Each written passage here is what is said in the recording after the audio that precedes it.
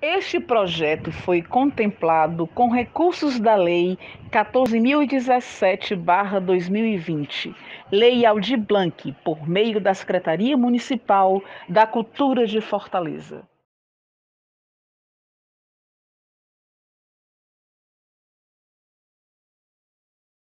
Boa noite a todas, a todos.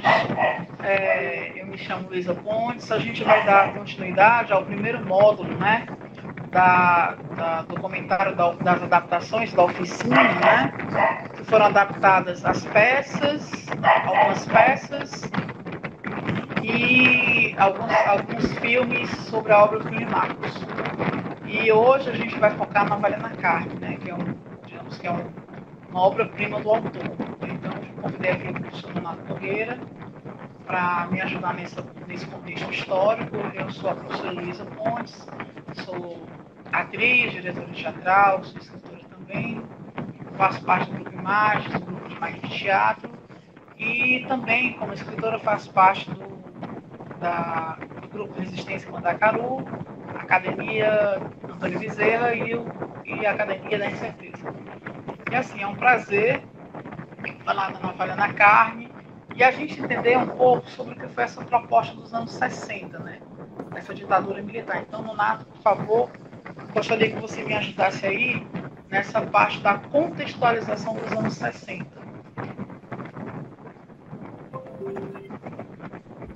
Então, boa noite, vamos iniciar o período da década de 60, né? A partir do golpe militar de 64, né? Que iniciou a chamada ditadura militar no Brasil. Aí, inicialmente, tem aqui algumas imagens, né? O movimento. O interessante é que algumas pessoas hoje falam que não existiu ditadura, que tudo isso é ficção. Aí quer dizer, você observa pelas imagens, né, que multidões iam para a rua, né? Eram jovens, velhos, trabalhadores, artistas, né? E as imagens também, quer dizer, as fotos, você vê a polícia espancando o povo. Então, aí eu fico questionando, como é que não existiu ditadura? Só mesmo uma pessoa sem noção, certo? Ou desinformado, ignorante, é que pode fazer afirmar que não existiu ditadura, né? Então, vamos ver. Como é que ficou o Brasil depois do golpe, né? Golpe militar.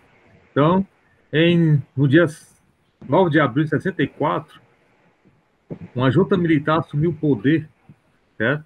E aí eles promulgaram o chamado Ato Institucional número 1. Certo? Por esse ato, o presidente passava a ter poderes, né, ilimitados, certo? Como fosse uma... Quer dizer, então isso aí é uma das características da ditadura, né? O cara ter poderes para suspender os direitos políticos, né? Para caçar mandatos e exonerar funcionários públicos, né? Então, o primeiro presidente, né, a ser escolhido, né, após o golpe militar, foi o Castelo Branco, certo? Então, pelo ato institucional número 1, os ex-presidentes Jânio Quadros e João Goulart tiveram seus direitos políticos suspensos. O governador de Pernambuco, na época, Miguel Arraes, também foi outro perseguido pelos militares. O líder das ligas camponesas, Francisco Julião, e o líder do Partido Comunista, Luiz Carlos Prestes. Todos esses aí foram perseguidos e perderam seus direitos políticos. Aí, nesse contexto, como eu falei antes, o Humberto de Alencar Castelo Branco, que assumiu a presidência do Brasil. E o que aconteceu durante o governo de Castelo Branco, de 64 até 1967? Primeira coisa, líderes sindicais, estudantis foram presos, professores universitários foram aposentados e dirigentes de vários partidos foram punidos, perdendo seus direitos políticos. Certo? Nesse contexto, né, o Brasil alinhou-se aos Estados Unidos. Né? Lembrando que era uma época da chamada Guerra Fria, né? E Estados Unidos e União Soviética ficavam rivalizando a questão do poder. Né? E nesse período também, o presidente, né, Castelo Branco, obteve empréstimos, né, junto aos bancos americanos, Quer dizer, fato esse, né, que vai, no futuro, né, provocar dívida externa, né, que vai ser uma coisa quilométrica, impagável, né? Os salários dos trabalhadores vão ser reduzidos. Então, vocês observam, né, que a ditadura, algumas pessoas falam que a ditadura foi uma coisa maravilhosa, que os trabalhadores foram massacrados. Aquelas pessoas que questionavam o sistema eram perseguidos e mortos. Então, foi uma época negra, né, bem cruel na nossa história. Então, o presidente Castelo Branco baixou o segundo ato, o ato institucional número 2, que permitiu ao presidente governar por meio de decretos-leis, extinguir os partidos políticos, todos os partidos, né, extintos, né, o Partido Comunista, o Partido Trabalhista Brasileiro, o Partido Social Democrata e outros partidos que existiam, né, e foram permitidos apenas 2 partidos políticos, né, que era o partido ligado aos militares, que era a Aliança Renovadora Nacional, e o Partido Movimento Democrático Brasileiro, que era o MDB. Como os partidos de esquerda, né, e outros partidos, eles foram proibidos de funcionar, aí o que aconteceu? O MDB tornou-se basicamente uma agremiação que vai congregar, vai juntar todas essas pessoas, né, que antes militavam no Partido Trabalhista Brasileiro ou no Partido Social Democrático e outros partidos que existiam na época, né? Em 1966, o governo Castelo Branco baixou o ato institucional número 3, que estabelecia eleições indiretas para governadores dos estados, e esses, por sua vez, nomeavam os prefeitos das capitais. Certo? Então, agora vamos ver a questão do movimento, né, de protesto, como é que surgiu? Quer dizer, diante dessa história de atos institucionais e repressão, ditadura, né, os artistas, né, eles começaram a se movimentar. E a primeira grande manifestação de protesto aconteceu em 1964, né, quando alguns artistas, né, organizaram o Show Opinião, que foi dirigido por Augusto Boal e escrito por Oswaldo Bento Filho, Armando Costa e Paulo Pontes. Nesse Show Opinião, que tinha participação de Zequete, Nara Leão, João do Vale, havia uma mistura, né, de teatro, música e poesia, né, e representava um esforço de intelectuais e artistas populares para denunciar a pobreza e a injustiça social que reinava no Brasil naquele contexto. E um dos pontos mais importantes, né, do espetáculo foi a interpretação da música Carcará, de composição de João do Vale, José Cândido, e fazia uma referência ao drama do Nordeste, né, seca, fome e miséria, né? E essa música teve a interpretação da cantora baiana Maria Bethânia, né? Inclusive, né, após a saída de Nara Leão do show, né, a Maria Bethânia fez parte, né, do espetáculo, né? Então, e essa música, né, o Carcará, foi uma das muitas canções de protestos que fizeram sucesso durante a ditadura militar, né? Aí vamos falar agora da navalha da carne, né? Aí eu vou fazer uma leitura, inclusive a Luísa pode fazer algumas intervenções, né? Observações, pouco antes de deixar o governo, Castelo Branco baixou o ato institucional número 4. Então é interessante que ele governou através desses atos, né? Que eram chamados decretos-leis, certo? Onde não havia participação de Congresso, porque o Congresso praticamente foram fechados também, né? A ditadura fechou tudo, né? Não havia liberdade de expressão. Então, o ato institucional número 4, né, dava amplos poderes ao presidente, impor, né, as suas leis, e a primeira lei foi a lei de imprensa, né, onde jornais e revistas foram censurados. Inclusive, virou prática, né, naquele contexto, né, bancas de revistas serem queimadas, né, porque vendiam jornais ou revistas clandestinas, principalmente revistas ou jornais ligados ao Partido Comunista. A Lei de Segurança Nacional dava o poder, né, dos militares de prender, julgar e condenar qualquer pessoa acusada de ser subversiva. E vem a história da peça, né, Navalha da Carne, que foi levada aos palcos, né, nesse ano, de 1967, né, o ano em que Castelo Branco estava deixando o governo, né, e iniciava basicamente o período mais cruel da história da ditadura militar, né, a repressão começava a mostrar as facadas, né.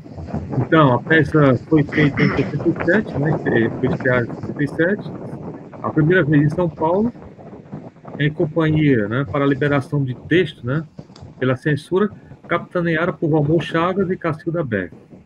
E a montagem do elenco, né, da peça foi formada por Edgar Gugel, Aranha, Utineia de Moraes e Paulo Vilaça, e com direção de Jairo Arco Flexer, né? Ganharia ainda mais uma repercussão a partir da montagem carioca, que foi dirigida por Paulo Ceará e Tônia, teve a participação, né, de Tônia Carreiro, né, no elenco. Exatamente. Aí vai fazer assim, na verdade, foram dois momentos, né, da Navalha na Carne, né, um em 67 e um em 68, né. A versão paulista e a versão carioca, né. A Rudinéia de Moraes, ela encabeçou a versão paulista e a Tônia Carreiro encabeçou a versão carioca. Tanto uma como a outra ficaram imortalizadas, né? E, logicamente, foram peças, uma peça que ela foi proibida, né? Porque justamente, talvez, eu posso dizer que essa peça do Plínio Marcos é a obra-prima dele, né? É o cartão de visita deles. Por quê? Porque ele vai dar voz aos marginalizados, né? É a Neuza Sueli, que é uma prostituta, que já está cansada, gasta, e que ela vive sendo explorada pelo Vado, que ela tanto ama, né, mas ele a explora, e o Veludo, que é o homossexual que cuida lá, que limpa, né, os quartos da pensão. Então, o conflito vai existir quando o dinheiro some. E aí o Vado cobra da Neuza Sueli e ela lembra que o Veludo esteve no quarto. Então, veja bem, final da década de 60, o Plínio vem com essa proposta de colocar o teatro marginal, né? Um teatro de excluídos, que não era comum para a época, né? Então, o Plínio, ele ousa, né? Ele decide colocar isso daí justamente como uma forma de protesto também, né? Claro, o Valmor Chagas e a Cacilda Beck, eles lideraram, juntamente com o elenco, os dois elencos, a liberação, né? Porque também essa peça ela foi proibida, assim como as outras que o Plínio escreveu, né? Então, o Abajur Lilás foi feito um manifesto, né, a favor, até que um dia o Abajur foi liberado. Como também a Navalha na Carne iria ser liberada, né? Então, na verdade, essa peça ela ficou imortalizada, né, por essas duas grandes atrizes. Então, é a contribuição dele. Então, eu costumo dizer que a Navalha na Carne é talvez a obra-prima do Plínio Marcos. Aí, continuando, né? O presidente, né, que vai suceder o Castelo Branco seria o Costa e Silva, né, de 67 a 69. A linha dura do regime militar vai se intensificar ainda mais, né? Em 68 vai acontecer o fato, né, importante, né, para o movimento social, que seria uma manifestação estudantil no restaurante Calabouço, lá no Rio de Janeiro, onde o estudante secundarista, né, cujo nome era Edson Luiz de Lima Souto, foi baleado e morto pelos militares. Isso aí desencadeou uma revolta no país, certo? E milhares de pessoas, né, compareceram em termos do rapaz, certo? E começou então uma onda de protesto no país, né? Então começou a revolta, inclusive a partir desse evento, né, artistas, né, intelectuais, políticos, trabalhadores, eles organizaram a marcha, que teve uma participação de 100 mil pessoas, né? E era uma forma de protestar contra o regime militar. Aí você vê as fotos, né, de alguns artistas, tipo Caetano Veloso, né, o Chico Buarque, né, algumas mulheres artistas, né, na terceira foto. E isso vê que as pessoas não ficaram, como se diz, de braços cruzados, né? assistindo, Caladas, né? né? O povo se sensibilizou, né? Porque não precisava ter matado o rapaz, né?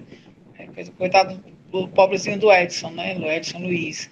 Realmente, o povo, quando ele quer, ele vai às ruas mesmo, né? Ele questiona, ele realmente compra a briga, né? Porque é aquela história, como você falou no começo. Essa forma de governar, com as 5, os atos inconstitucionais, isso, de uma certa forma, desgastou a imagem do governo, né? Então, assim, digamos que o boom foi justamente o quê? O absurdo foi justamente a morte desse estudante, né? Então, botar 100 mil pessoas numa praça, realmente foi histórico o ano de 68. Aí, em resposta, né, às manifestações, né, o que o governo fez? No final do ano, dia 13 de dezembro, ele baixou o ato institucional número 5, que foi um dos mais terríveis da história, né? Onde ele mandou fechar o Congresso Nacional, né? Fez a intervenção nos estados e nos municípios, caçou os políticos que foram eleitos pelo povo e começou a perseguir funcionários públicos e muitos foram aposentados. Inclusive, tem casos, né, de pessoas que foram perseguidas só porque tinha um vizinho que era militante de esquerda. Comunista, dizer, né? chamado Amigo de comunista. comunista, né? Então, era um Se, por mal exemplo, para a pátria. se você fosse no seu trabalho, tivesse lá um amigo, um colega que fosse tido como comunista, né, e você fosse uma pessoa muito próxima a ela, você também era perseguido pelo chamado regime militar ou a ditadura militar. Quer dizer, então, a partir do AI-5 começou, então, as perseguições, né? Aí, o presidente seguinte, 69 a 74, né? Que é o presidente Médici, que foi um dos piores, né? A ditadura, é o chamado Ano de Chumbo, onde o quê? Eles começaram, então, a matar as pessoas, torturar, né? Tem aquelas cenas degradantes de choques elétricos, torturas, né? Aí as universidades vão ser invadidas pela polícia, estudantes vão ser presos, professores e funcionários. Vai ser criado o chamado SNI, o DOPS e outros órgãos de repressão do Estado, né?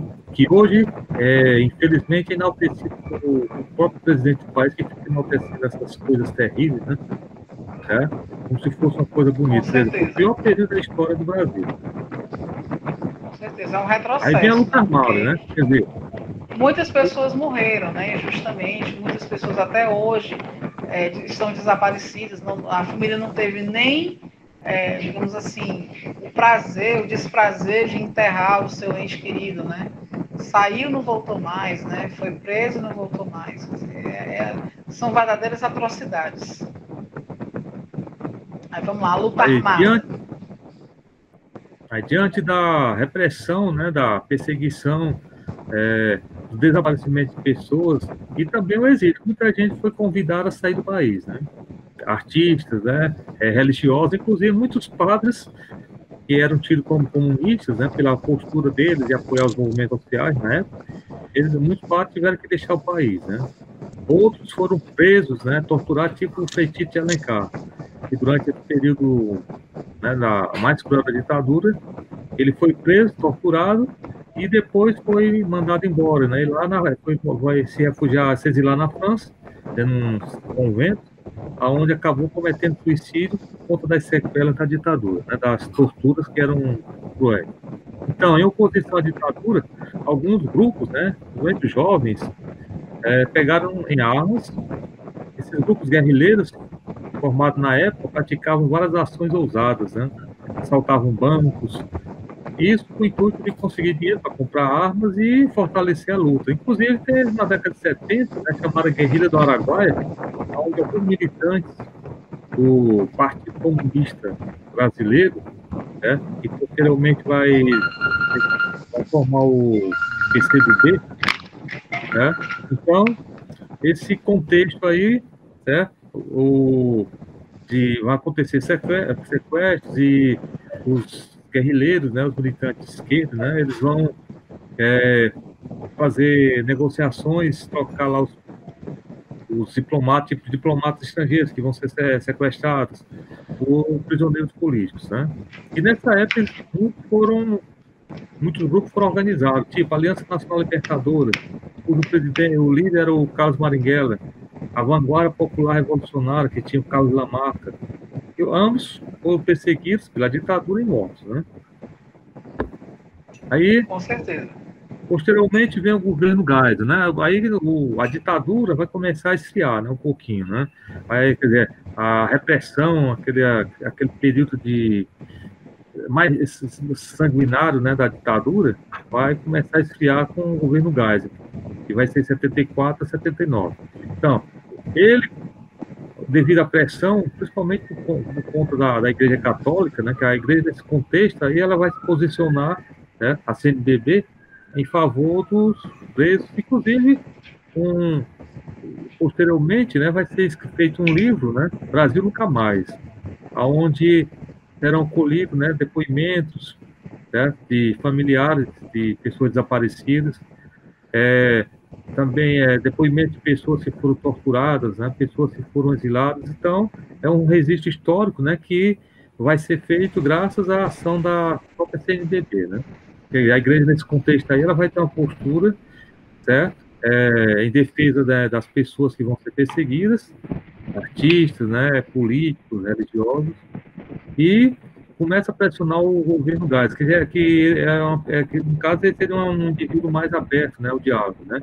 Então ele compromete uma abertura política, que vai ser chamada lenta, gradativa e segura. Em outubro de 1975, Vladimir Egósio vai ser preso, né?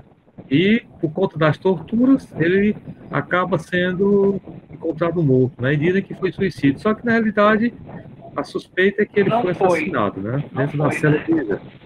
Forjaram, né? Na verdade, mataram e forjaram o suicídio, né?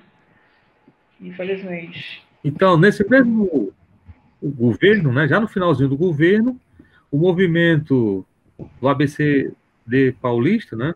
O movimento metalúrgico, porque lá em São Paulo, por conta da industrialização, que foi iniciada lá na época do Juscelino Kubitschek, então, São Paulo, as cidades de Santo André, São Bernardo do Campo e Diadema, elas vão começar, então, a congregar muitas indústrias metalúrgicas e vai surgir um exército de trabalhadores. E nesse contexto aí, em 79, né, vai acontecer a maior greve da história do Brasil. Vai ser liderada por Luiz Inácio da Silva, né, que no ano seguinte vai fundar o Partido dos Trabalhadores, que vai ser um partido, né, na década de 80, em oposição à ditadura militar. Né? E em 1979, né, no finalzinho do governo Geisel, vai ser a lei da anistia vai ser colocada em prática e muitos exilados retornam ao Brasil, né, tipo Enfio, Leonel Brizola, né, e outros líderes políticos, né, que vão, em 1980, formar vários partidos, né, tipo, já no governo do último presidente, né, da ditadura, é o João Batista de Oliveira Figueiredo, que é de 79 até 85. Durante esse governo dele, o PT vai surgir como o Partido das Massas, né, que vai nascer lá em São Paulo, meio dos metalúrgicos, e vai ter como principal líder o Lula, né? O MDB, ele vai ser extinto e no lugar dele vai surgir o Partido do Movimento Democrático Brasileiro, que era o PMDB, né? PMDB. É o Partido Popular. Inclusive, o Partido Popular vai ser fundado pelo Tancredo Neves, né? Só que o Partido Popular não vai adiante e o Tancredo Neves acaba sendo candidato pelo PMDB à presidência e, misteriosamente, ninguém sabe como, ele acaba adoecendo do dia para a noite e, em um mês, mais ou menos, ele acaba falecendo no hospital. Quer dizer, então, os mistérios também que ninguém consegue explicar, né? Já que ele é a maior liderança na época, né, e prometia fazer reformas radicais no país. Então, talvez, né, grupos, né, temerosos, né, com essas reformas pós-ditadura, resolveram, então, silenciá-lo, né? Além do PP, que foi fundado pelo Tancredo Neves, o Partido Trabalhista Brasileiro, cuja presidência vai ser da filha da Ivete Vargas, que era filha do Getúlio Vargas, E o PDT, que vai ser fundado pelo Leonel Brizola, né? Que vai ser um partido também de oposição à ditadura militar. A antiga Arena, ela, Aliança da Renovação Nacional, vai orientar o Partido Democrático Social, que era o partido que representava os latifundiários, empresários e aquelas pessoas que estavam ligadas aos militares. Um fato, né, que vai basicamente marcar esse contexto, né, seria em 1981 o atentado ao Rio Centro, né, quando no dia 1º de maio alguns artistas, inclusive Chico Buarque Holanda e outros artistas, fizeram um show para comemorar o Dia do Trabalhador, né? Aí os militares resolveram explodir um carro na frente do teatro, certo? Quer dizer, eles iriam explodir o teatro, mas só que parece que houve uma falha e o carro que estava com as bombas acabou explodindo na frente do teatro. Então, basicamente é isso aí, o período, né, da ditadura militar, e a década de 80 vai ser uma década importante porque é o fim da ditadura, é a abertura política, né, surgem partidos, movimentos sociais começam a se organizar. A própria Igreja Católica, que durante a década de 70 começou a tomar consciência e ficar de lado, né, dos militantes de esquerda, aquela coisa toda, né? A própria Igreja Católica tomou uma posição e formou as SEBs, desde a década de 70 existe o ICEB, criou um movimento chamado de Teologia da Libertação, cujo principal representante era o Frei Beto e o Leonardo Boff.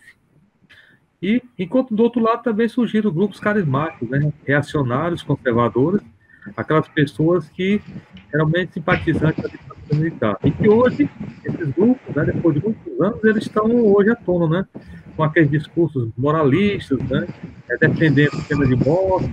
Agora, aqueles discursos contraditórios, né, que hoje eles falam de que é crime abortar e, ao mesmo tempo, defende a pena de morte, defende que os pobres devem morrer, comemora quando ocorre as chacinas, né, e é isso aí. Mais ou menos a parte... Não, com certeza. Na verdade, foram anos bem conturbados, né? Mas, assim, a gente percebe que na década de 60 houve esse estrago muito grande, né? Desses atos inconstitucionais, dessas represálias todas, né? E eu acho que o próprio militar, ele jamais... Essa marcha de 68, a meu ver, ela foi decisiva, né? Porque eu acho que nem os militares jamais esperavam essa reação do povo, né? E é tanto que como você bem fundamentou aí, ele colocou o pior ato, que foi o ato inconstitucional do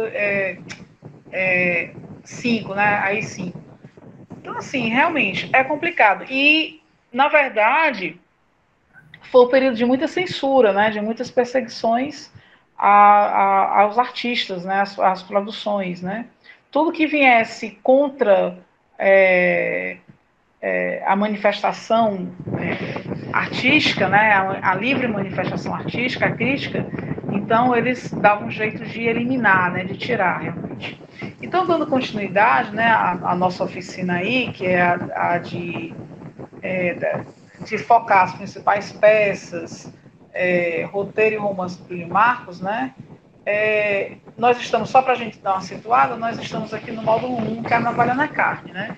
Como eu disse lá, você bem citou o contexto da década de 60, como eu disse lá na frente, a navalha realmente é a obra-prima dele, né?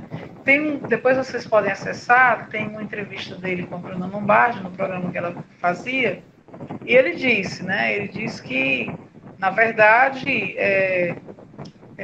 a censura foi terrível para a vida dele. Mas hoje ele tem o quê? Ele tem a mídia, né?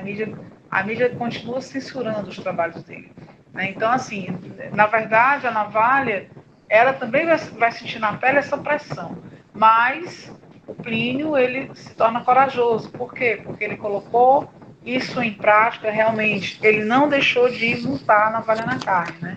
Ele quis que essa navalha na carne realmente existisse. E vai aí o quê? Vai fazer um mergulho nesse submundo, né, obscuro, escondido, dessas pessoas que viviam à margem da sociedade. Então, um grande feito dramatúrgico dele, nessa peça da Navalha na Carne, é isso daí. Vai falar de uma prostituta, de um cafetão e de um homossexual. Personagens que estavam totalmente o quê? Excluídos ou esquecidos, né? Na veia teatral. Certo? Aí vamos dar continuidade aí. Próximo slide, Nonato, por favor. Bom, aqui nós temos a Cacilda Becker, né?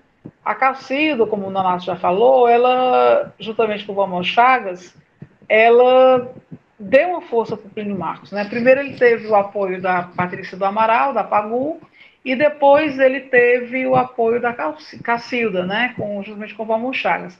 Então, na época, ela morava num duplex ali na Avenida Paulista, né? E transformou esse duplex como se fosse um teatrozinho na parte superior, né? E toda segunda-feira, o que acontecia? Eles organizavam leituras de peças teatrais e debates, né? E traziam convidados, artistas, intelectuais, né? E aí o Plínio tomou conhecimento, né? Aliás, eles tomaram conhecimento da proibição da peça da Navalha na Carne. Então, a própria Cacilda, ela vai se oferecer, né? Oferecer o espaço, o teatrinho dela, para que o Plínio fosse fazer a peça, certo? Fosse fazer a peça, ou seja, e aí iniciou o quê? Iniciou um movimento de apoio, né? Na verdade, um movimento nacional pela liberação dessa peça.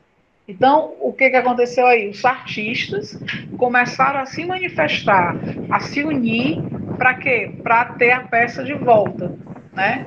Então, na verdade, foi um apoio fundamental, foi uma manifestação fundamental, tá certo? Então, é a primeira tentativa, né? Talvez, de bater de frente contra essa ditadura.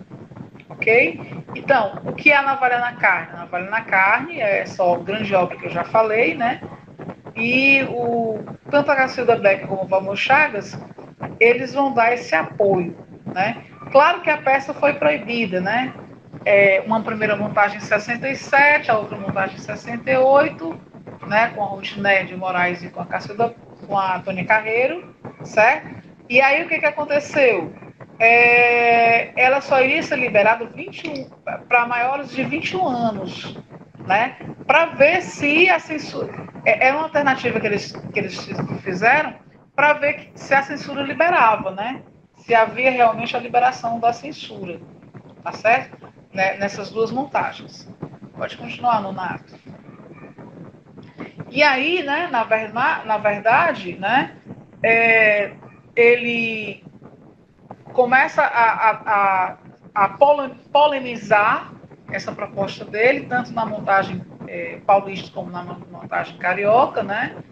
E justamente o teatro de Plínio Marcos foi considerado um teatro contra o sistema, uma ameaça ao sistema, né?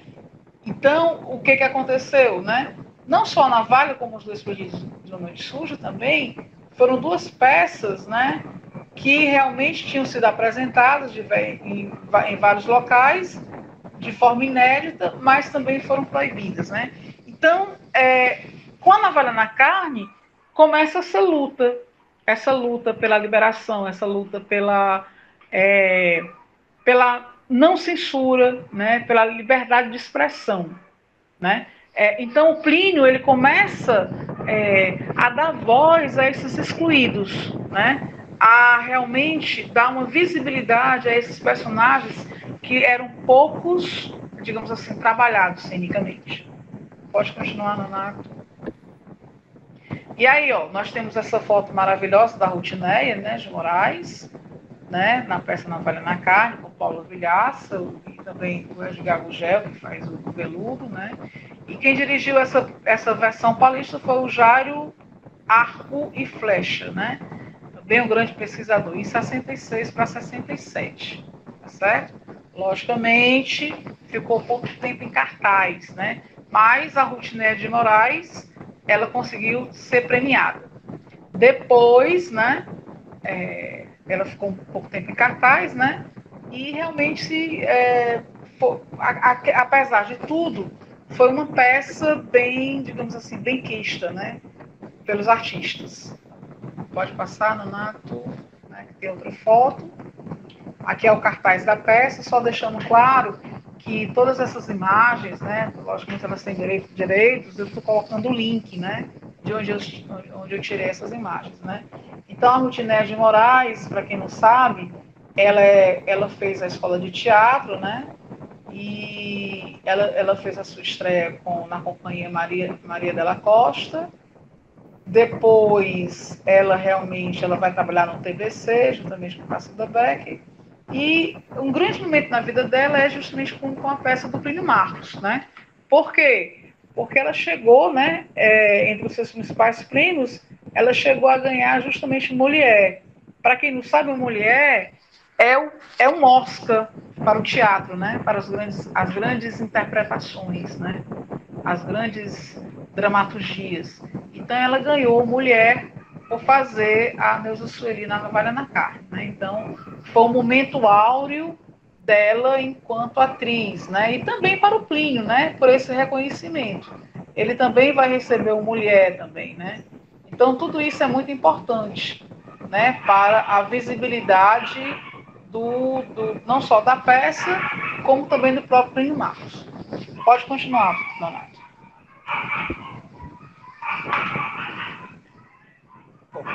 Bom, nós vamos ter a versão carioca, né? Que é com a Antônia Carreiro. A Antônia Carreiro vai ser uma grande amiga do Plínio, né? Na verdade. Por quê? Porque ela vai dar essa visibilidade, ela vai ajudá-lo, né? Na verdade. E uma alternativa que ela encontra é tornar a peça maiores para 21 anos de idade, né? Então, se você fosse menor de idade, menor de 21 anos de idade, você não iria poder assistir a peça. Então, o que acontece? Ela chama a Antônia Carreiro, ela vai contracenar com Nelson Xavier e o Emiliano Queiroz, que é um ator cearense. E, logicamente, também a Antônia Carreiro, fazendo a Neuza Sueli, ela vai ser premiada, né, em 67. Né? Então, tanto a Rutinéia de Moraes como a Antônia Carreiro são duas grandes atrizes que vão ser premiadas. E há um fato interessante, né? No caso aqui, para quem não sabe, a Antônia Carreiro era aquela simbologia de mulher, de bela mulher, né? Uma mulher bela, uma atriz. E num depoimento que ela deu, uma entrevista que ela deu no programa da Bruna Lombardi, ela diz, né? Que ela engordou 5 quilos, botou uma mecha preta no cabelo, então ela se sentia horrorosa, mas ela precisava daquilo para poder compor a personagem, né? Então, o cuidado, o esmero que ela teve ao fazer a Neuza Sueli. Pode passar no Nato. Então, quem foi que participou dessa montagem? Nós tivemos, além da Tônia Carreiro, o Emiliano e o Nelson Xavier, né? Então, quem dirigiu essa peça, né? Na verdade, essa montagem foi em 67 e se tornou um marco, né? Um marco, e na verdade é o grande, digamos, é a grande obra-prima, né? Do Plínio Marcos, na verdade, né? Por quê? Porque deu essa visibilidade, tá certo? Fez com que realmente a Navalha na Carne ela fosse uma obra-prima, né? Uma obra realmente conhecida, certo? E despertou, logicamente, quem? A curiosidade. Quem dirigiu a peça foi o nosso querido Fauzi Arapi, né? Ele é um estudioso, ele chegou a dirigir a peça. E detalhe, o Emiliano Queiroz, ele não só foi convidado para fazer essa participação, né? Ele tanto fez ele fez agora, vai fazer com a Tônia Carreiro, e ele vai ser convidado para fazer essa peça na primeira adaptação para o cinema, né? Então é interessante, né? Por quê? Porque é uma obra que vai ser proibida, mas ela vai ser o quê? Ela vai ser uma montagem que vai incomodar a ditadura militar, né? Então ela se torna o quê? Apesar de tudo, da proibição, é uma das peças mais aplaudidas, né? Digamos, talvez seja a peça do Plínio Marcos mais montada, até nos dias de hoje, de lá para cá. Pode passar, Nonato, por favor. Aí tem algumas fotos, né, que está no site, eu coloco aqui as rubricas, as fontes, né? Então ele bota aqui, ó, A encenação paulista é realizada em setembro de 67, mas o texto chama a atenção na montagem carioca, em outubro do mesmo ano, encabeçada por Tônia Carreiro, né? Então, ressalta o crítico Ian Michalski, né? A impiedosa autenticidade psicológica, né, dos personagens, a clareza da análise dos problemas da sua integração no submundo, né, em que vivem a extrema densidade do clima, né, o virtuosismo do diálogo, uma peça a qual se assiste com a respiração presa e cujo fascínio não escapa, né? Nem o público mais conservador, a priori menos disposto a enfrentar cara a cara a crueldade e a violência, né? Então, o diretor, no caso, ele consegue sensibilizar as pessoas, né?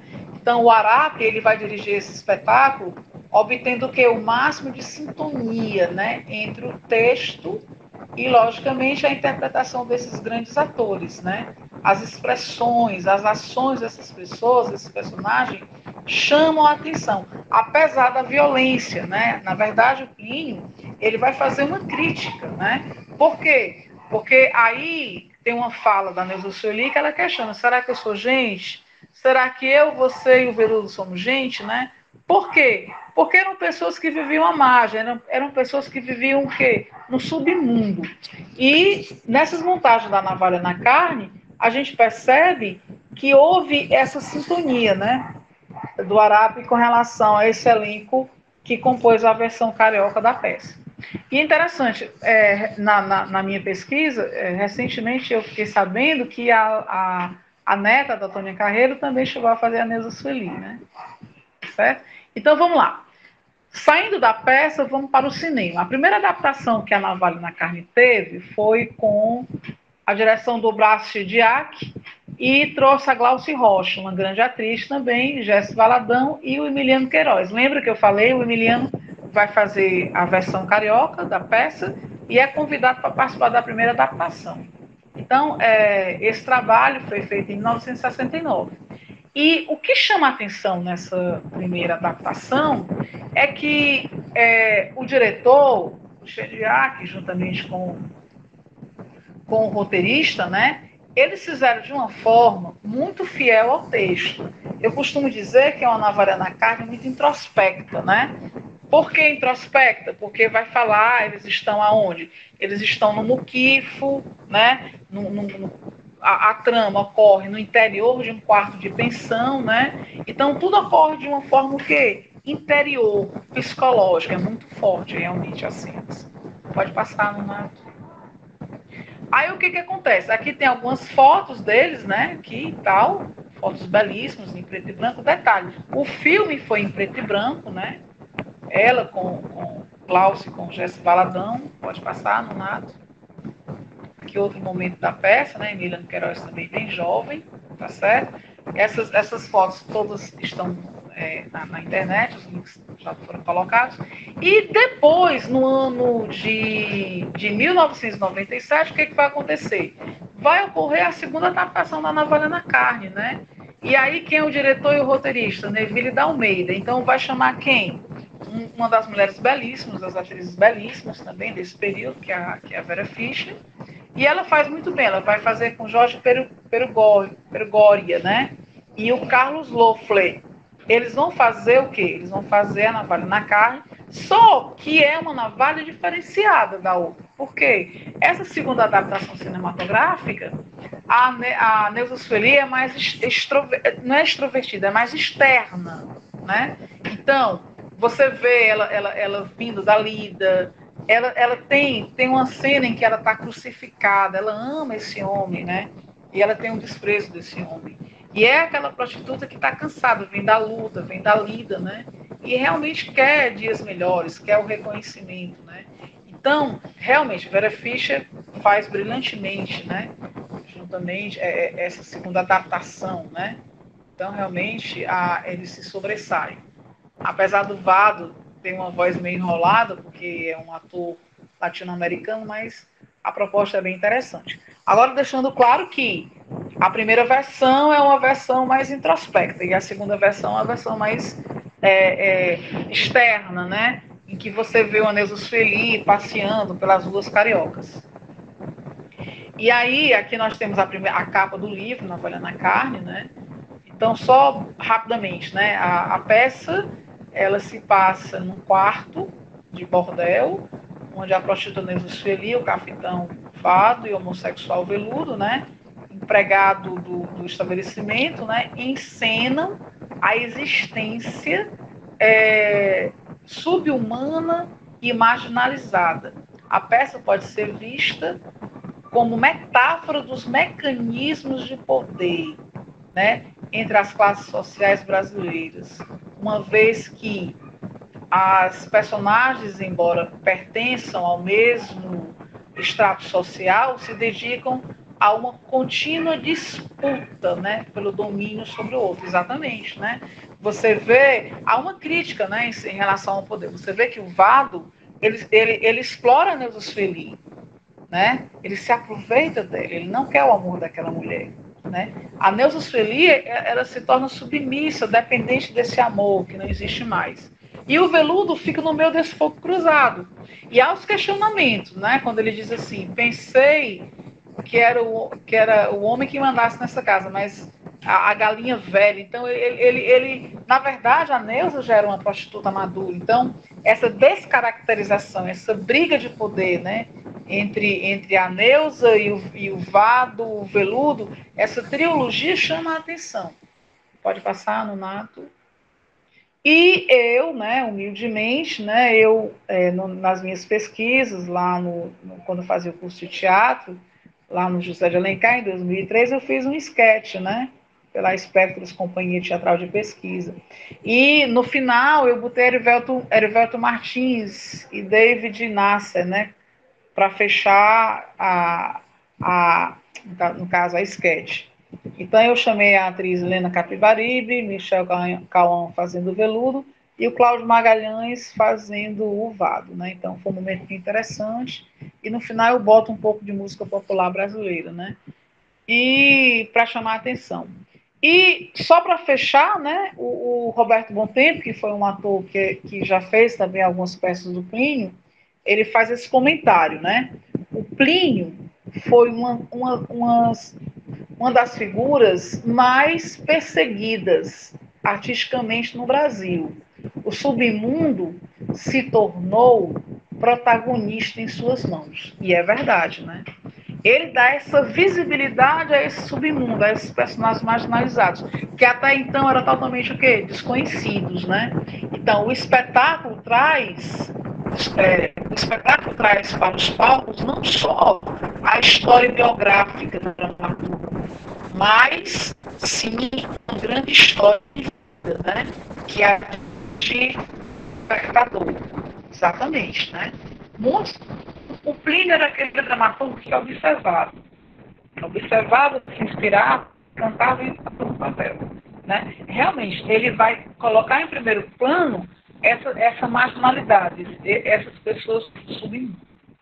Donato, acho que finalizamos, né? E aqui estão as referências bibliográficas. Passa rapidamente, Donato, por favor. Né? Deixar claro que tudo foi muito bem organizado, as referências, as fotos, o que eu tirei, né? Para não ter o risco de plagiar. Então, assim, quero agradecer ao professor Nonato, agradecer a todos vocês também por estarem escutando esse módulo, né? E sigamos. Plínio Marcos está mais do que vivo, né? Obrigada e vamos que vamos, né? O curso, além desse primeiro módulo, vai ter mais 7 módulos. Então, quero agradecer a todos vocês.